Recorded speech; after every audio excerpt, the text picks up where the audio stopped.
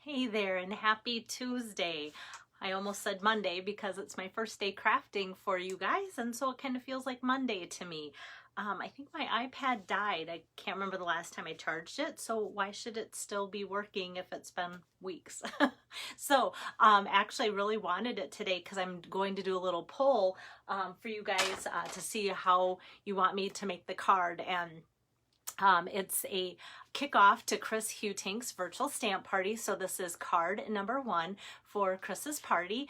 And she's really interested in the Christmas, painted Christmas suite that's in the new mini catalog. And so I thought, let's just kick it off right away so she doesn't have to wait and wonder if I'm actually going to use that, since she kind of said, hey, I like that. And you guys are always so gracious to say, hey, this is kind of what I like, or do whatever you want, or you guys give me such liberty to use whatever products I have or am feeling at the moment. So hey there, Lois. So this is the card that I'm making for Chris's party today. And once I get it turned around, I'll ask your opinion, but I want a few more to jump on before I ask your opinion on how I should do it. So, update on my husband, because there was great news. So I haven't been with you since Wednesday, and some of you asked, didn't catch the video to know what I was going to be up to. Hi there, Kay. And so last week, Wednesday, was my last virtual crafting session with you guys. Thursday, kind of raced around here like lunatics. So to put things into perspective, my youngest moved home from college the same day, like later that evening. My husband became unexpectedly ill. Still is, you know, like battling that. So that was the day. So things just kind of got dropped, but my son had to go back to college. So Thursday, it's like, let's scramble and find everything and make sure that we have everything he needs for college. We moved him back to Iowa on Friday. And then yesterday was procedure day for my husband, his very last procedure for his pancreas, his ERCP procedure. And so final one, all hardware is removed, stents removed. He can begin healing. The doctor that he had 3 weeks ago for one of his procedures was thrilled with how well he looked in the 3 weeks from the time he had seen him very, very sick with infection to yesterday. And so it was really exciting to kind of celebrate with that same doctor who really worked very late into the night to help him out to make him feel better. So he's like, if I had a cap and tassel, you'd be getting it as you graduate. So next up down the road soon will be a consult, and hopefully to get out his gallbladder so this never happens again. And his 20% that's left of his pancreas is looking good and healthy. So that is good news too, but still lots and lots of rest needed. He tires easily, and his strength is still not there. So we have a ways to go. And I look at my house and I think it all finally kind of came together of, like, I look at my desks and I've got sheep, cats, pumpkins, Christmas, tombstones, everything going on here. And I kind of went, you know, I just need some time at home, and that's going to happen too. So I will be getting lots of cards made this week and get those out to you too. So I don't want to go on and on about that because I've got a card to make for you guys, and there's more people on here like Kay and Pam that just joined in too. Let me get my camera moved around to the viewing area here. And so, oops, now I hope, yeah, okay. My phone was not liking, I think I shook it a little too much as I did my rotation. Okay, so this is what the card looks like as it is made, but I want your opinion. So if you can help me out, I will make today's card based on if you think it should stay embossed in white, or if I should put this in gold. My fear with gold, it looks really nice, and you can see as it hits the light, it kind of gives it that sparkly look. But my fear is that the gold, if it's not held right in the light, might be hard to read versus the white. But the gold's really pretty because I have a lot of gold accents. So I will check back here on your comments to see if you like it in white or gold. And then when I get to that part of the card, maybe I'll even save that for last so we get lots of comments. Then I will do it as recommended by you guys. So how I came about this, oh, I had a mess going, you guys. I had dies everywhere, like dies from the annual catalog that came out a couple of years ago, trying to come up with different combinations. I had all sorts of different papers and things, and just kind of kept working my way out. I think at one point I had like 4 or 5 different ribbons too. So what I came up with though is from the mini catalog. Let me get a little bit wider viewing area here so I can get more on there. Hopefully you can see Chris Hutink's name there too. There we go. And her host code. Okay, so mini catalog, and I think I just shut my page as to where it was. I should be able to flip to it pretty easy. Here we go. Pages 16 and 17 have the Painted Christmas Suite. So this is a huge suite, guys. There is actually 2 bundles. So I'm using sentiments from this stamp set, dies from that die set, so kind of intermixing. I had all the dies out, I had all the stamps out, so yeah, and that's just kind of how it played out. I had this ribbon out, but it's cherry cobbler. It really clashed with the real red. Sometimes I can make things like that happen. All right, thanks for commenting. So far, white's in the lead for what you want me to emboss it with. And then the pretty papers from there. And if you follow along and flip to the next pages, 18 and 19, you can see bigger and better what the stamp sets look like and such too. So yeah, for me, it was really hard to pick. Do I want this one? Do I want this one? As you can tell, it was really hard for me to pick. So I got them both. And so the dies kind of remind me of Poppy, Painted Poppies a couple years ago, where I feel like the dies for this go with that and vice versa. And so some of you are just getting both because it's so pretty, and I don't blame you. So that's where that's coming from. Now I'm also throwing in some of this pretty bedazzling paper. So this is champagne, this ribbon's gold, and it does kind of work. I was a little afraid of it being kind of clashy. So celebration, if you're looking like, what do you want to get for free? This bedazzling paper, it does come in champagne only. The picture, I think, makes it look silver. So I want to point that out, that it's not that silvery. Here we've got it here. You can tell like even silvery looking, but it's not, to champagne. So I feel like sometimes it even looks more goldish, but as I put this next to gold, definitely champagne. So I want to give you a good overview of what that bedazzling paper is like. And so for free, you get 8 sheets, 6 by 6 of this. And you know me, when it's pretty, dazzling, fun paper like this, I just use bits and pieces. So it goes a long way. So that could be your free choice from Celebration if you spend $50. And then in that suite of products is a pretty paper, the Painted Christmas.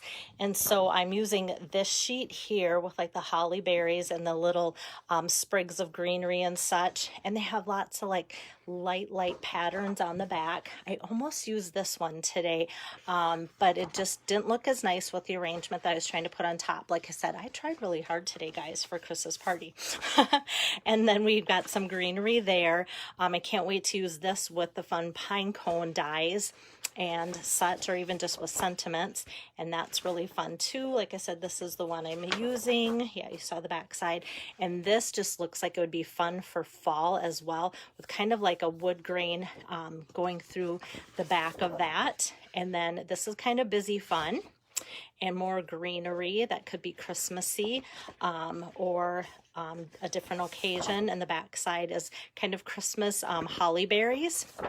And then we have greens and reds together. Oh yeah, that was the other side, so I must have missed a back side there. Lots of greenery. I think this would be fun for fall too. So lots of options. I like it when it's not just Christmas, and if you get some that you can use it, you know, for different types of occasions and such too.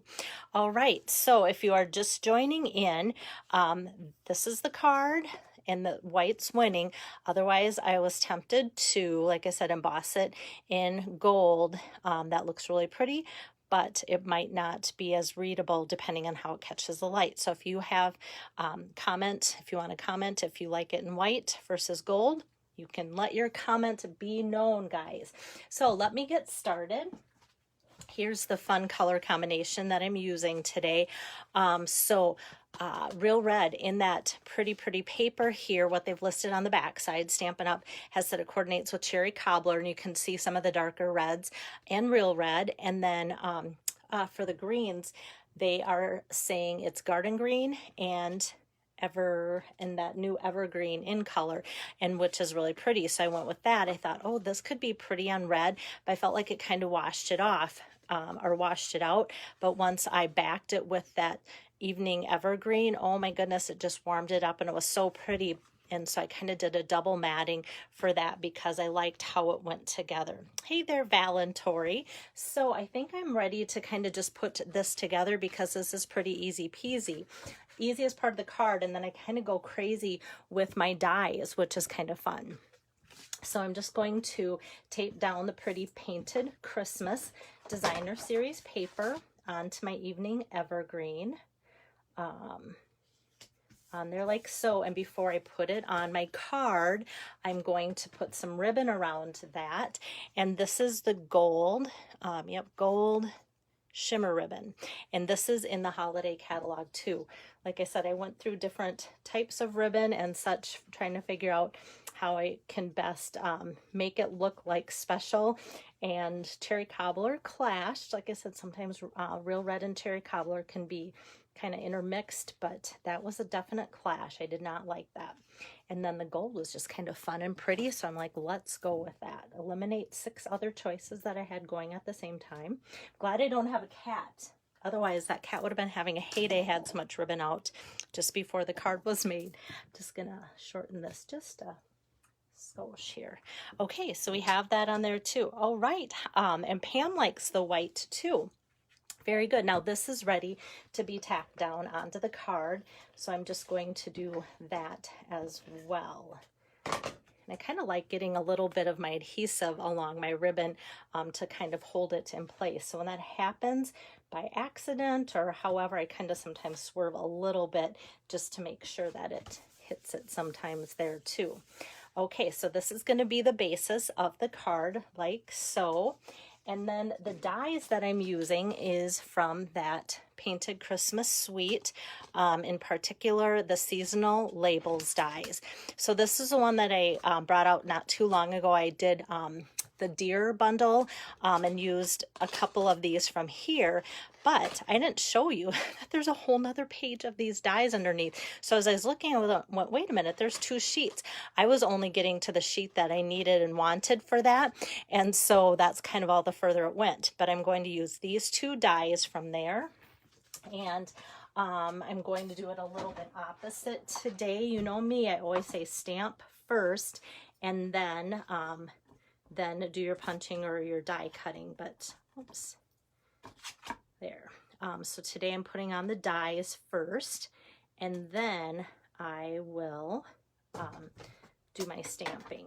So those 2 dies on the Celebration Bedazzling paper and the Real Red cardstock.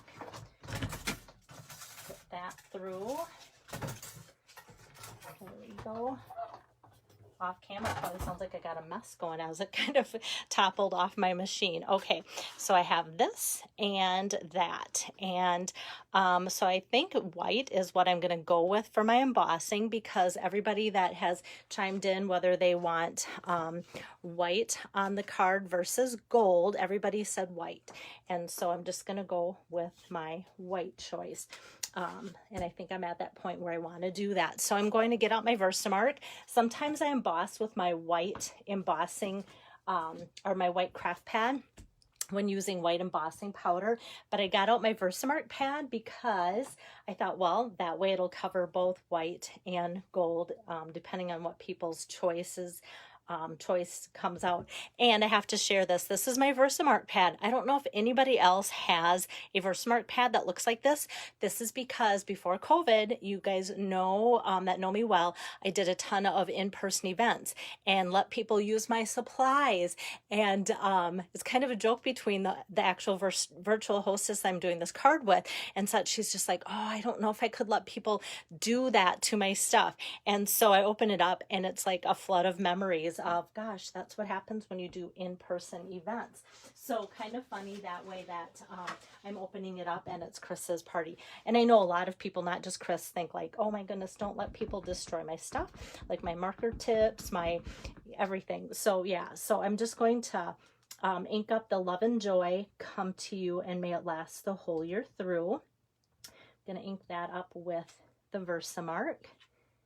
And that's pretty easy to line up. So that's kind of why I also thought I could do the die cut first and then line it up with the stamp. It's not photopolymer, so it's not see-through, but it just kind of has a nice, easy layout to it. Oh, let's get the whole word on there like so. Okay, I'm just gonna flick off and get all the extra little tiny things on there that I don't want. And I wish that, oh Pam, this is on your wish list. I think it's on a lot of people's wish list. I have had a lot of people order it already. I think it's always like the fear of, I don't want something to sell out. And also I think a lot of people really enjoy working on their Christmas cards ahead of time. Hey there, Lisa, good to see you join in. So I'm gonna see, usually I don't like to talk too much when I start my heat gun because I never know if you can hear me. So I'm just going to emboss this in the white.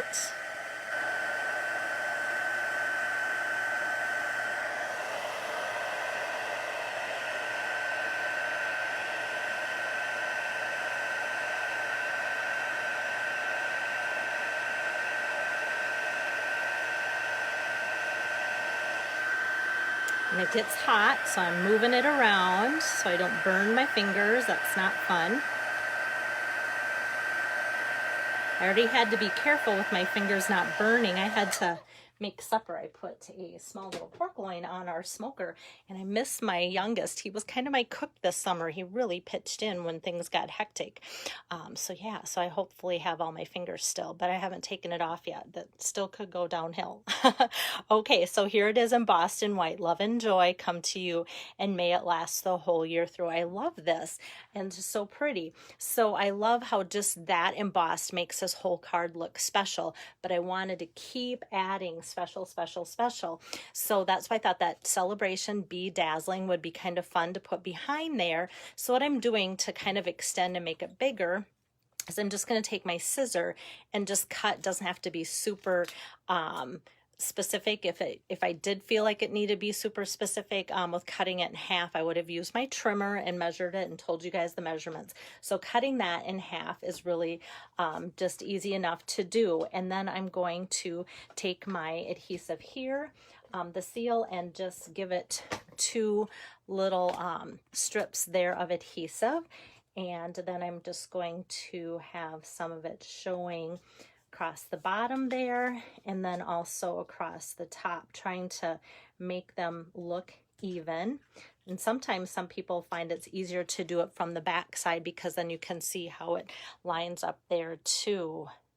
Oh yes, Tori, good comment. She said to hold it with, oh, and Pam says to hold it with a craft tweezer, right? And it's funny, I need to really redo my nails. I've not been home long enough to even take off the pretty polish that I got put on. And so I always feel like, is that gonna like heat up and melt off onto my project if that gets too hot too? But yeah, those are great comments. Somebody has even said that they use a clipboard and just clip it onto their clipboard, and then they heat emboss, and then they have this big clipboard that they can hang on to, and that works really well too. So I was so flustered with all the dies, punches, ribbons that I had out. I was like, okay, I just want to emboss and get my card made.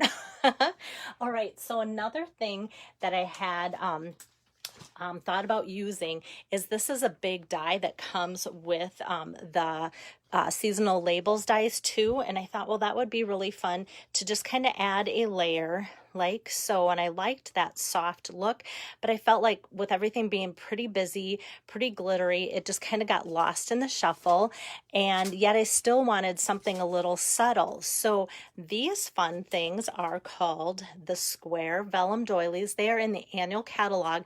Haven't used them for a while because they have been on back order for like a couple months. And I don't know, they might either be just back in or will be back in any day. So you get a package of 24. And I'm just going to do that same thing to kind of extend the coverage of this. And so I'm going to cut that in half as well.